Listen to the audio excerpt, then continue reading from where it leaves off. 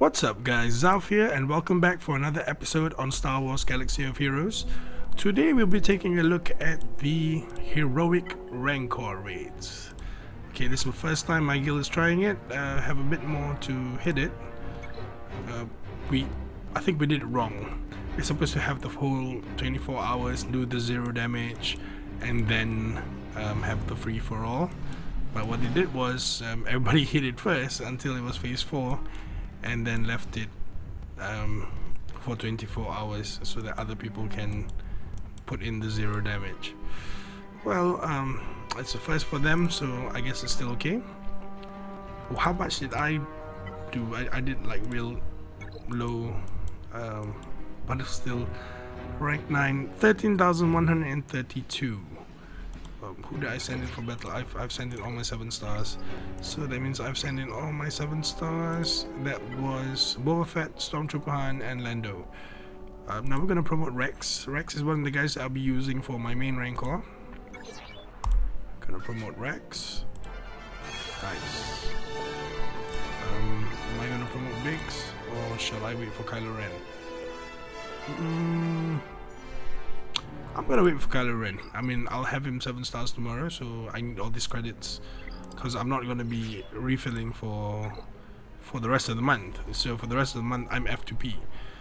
What is there? I'll have to plan out my. Well, I have to plan out my Rancor team. So forget about this first.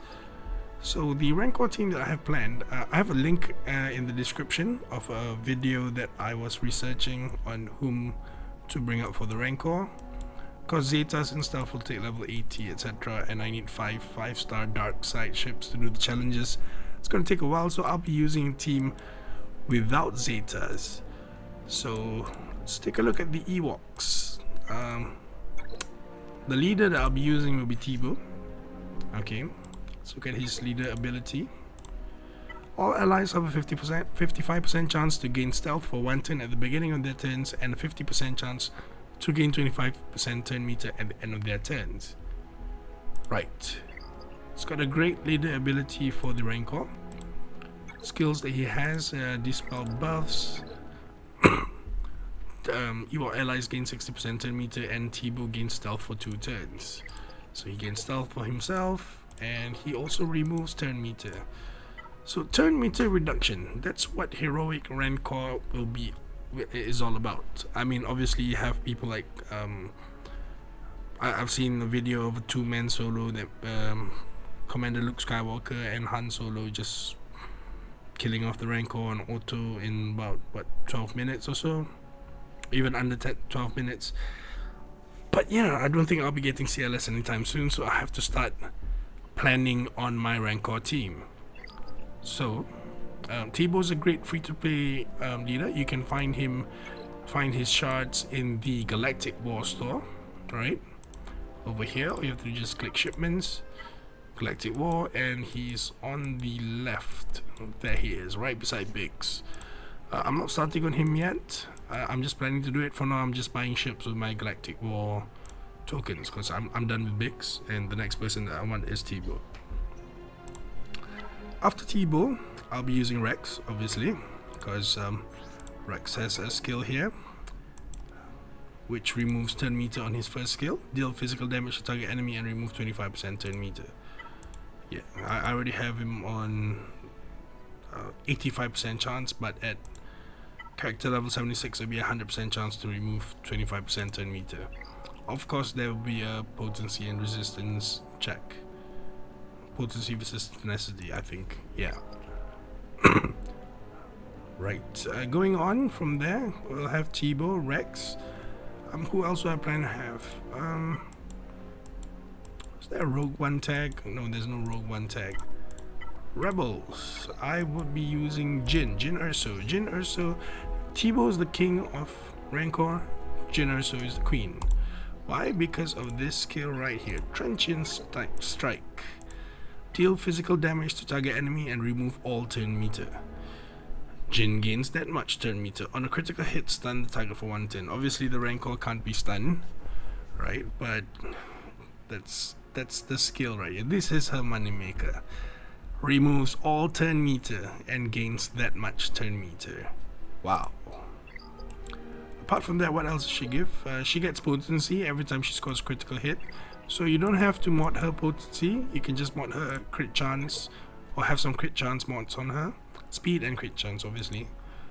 And crit chance as subs, perhaps. No physical damage, gain advantage. Okay, deal physical damage. This is her second skill.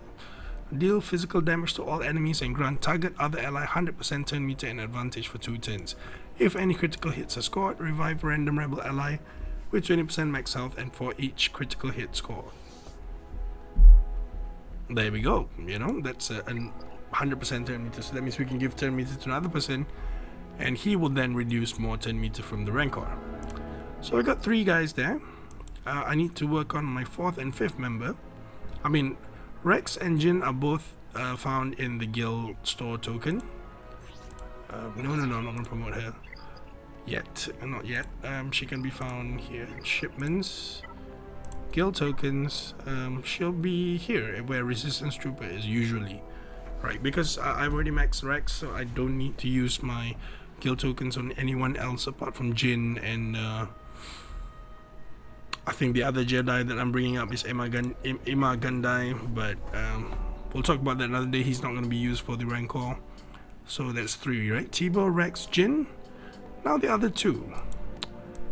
I've been trying to think between Phasma, First Order Officer, and others. But then again, Phasma and Tibo clash because they both come from the Galactic War.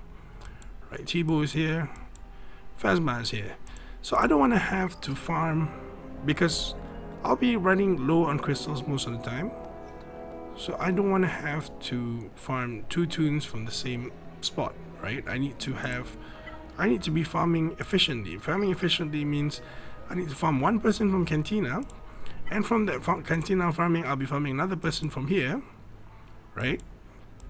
And from here I will be farming another person from guild tokens, another one from Arena Squad, and another one from Galactic War Store, another one from Fleet, another one from Territory Battles, etc. So it's spread out. It's spread out, and I'll concentrate on those toons until they are 7-star. So Galactic War will be Tibo, since I already have Rex at 7-star. Jin Urso will be from the guild tokens. And from, let's have a look at Cantina. Do we have anybody here? First Order Officer is an excellent choice. Let's take a look at his skills. Although I won't be using First Order Officer because the first person that I will be bringing up will be TIE Fighter Pilot. TIE Fighter Pilot I'll be using from the Cantina store. What he does is he's a damage dealer and he has foresight. He will just inflict buff immunity, right, and deal damage. That's it. Just the buff immunity for them to give more buffs. My main team that I'll be using is I'll be following that video, Una's video. I'll be getting Cassian Andor, right? So my team will be Jin, Cassian, Tibo, Jin, Rex, Cassian, and TIE Fighter Pilot. I'll be following exactly from that video because it just coincides that who I'm farming next, it won't clash with anything that I'm farming, so I can farm those and bring them up to 7-star safely without having to bother about anything else. But before I do that, I'll do Phoenix Squad, which I'll talk about in the next video. But for now, because I wanted to show the Rancor, so I brought up Rex. And that's it. So let's bring Rex in. I'm gonna show you how to post 0 damage, how 0 damage is supposed to be done. But we're in phase 4, so it's not the right way to do 0 damage. Usually you do 0 damage in phase 1 where there will be Gamorrean guards. There'll be 1 in the center and 2 at the side, so basically you hit the 1 at the side until you sacrifice your 7-star. But against this guy, let's see whether his turn meter thing works in skill 1. Does it work? Resisted, and he's dead.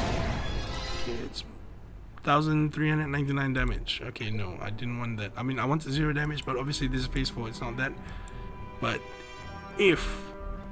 I'm sorry, because earlier they just went and did this. I really thought that we were supposed to start with 0 damage first for 24 hours. I didn't know that they were going to go to phase 4 and then do the 0 damage then for 24 hours, which makes no sense to me, but I guess it's the same regardless, because they're saving their other teams. I don't know, because they use multiple teams. It's a bit weird, but yeah, it is how it is, right? This is the current guild that I'm in. In different guilds they do it differently. But yeah, so basically there will be the 3 Rancor guys. You hit the guard on the left or right only with a skill that doesn't do an AoE, and then you just die and post 0 damage. And after 24 hours you go in with your full team and then you hit with damage. But yeah, Cassian, let's look at Cassian's skills.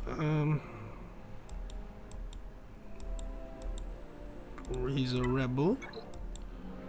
Cassian Andor had that weird accent in this show, in Rogue One. Okay, so he has a 55% chance to inflict buff immunity, and he just gives like crazy debuffs: inflict ability block, defense down, healing immunity, offense down, speed down on random enemies for 2 turns. Well, since there will only be 1 target or 2 at most, or 3 at most, it will basically hit the Rancor. If the and gain 20% turn meter for each debuffed enemy. Right, that's the second skill. Crippling Shot. Deals special damage to target enemy for each debuff present on other enemies. Inflict that debuff on the target for 1 turn. So yeah, when there's debuffs on the Rancor, you do this special, he will refresh the debuffs on that for another turn. Yeah, and you can just see it's on just on 3 turn cooldown. But with the turn meter that you get and 10 meter removal, you will be able to have Crippling Shot up almost every other turn before the Rancor even moves. Well, this will all be fine if I've already had them 7 start and able to show you how, but since I don't, I can only explain it this way and link you guys some videos. Well, that's the plan that I had in my head, because I honestly have no other ideas what else to do. I mean, I'm torn between First Order Officer and Phasma, etc. But these guys seem to be in line with what I want, and it's, I guess that's how I'll put my farming like that then. So that's all for now. Zaff out.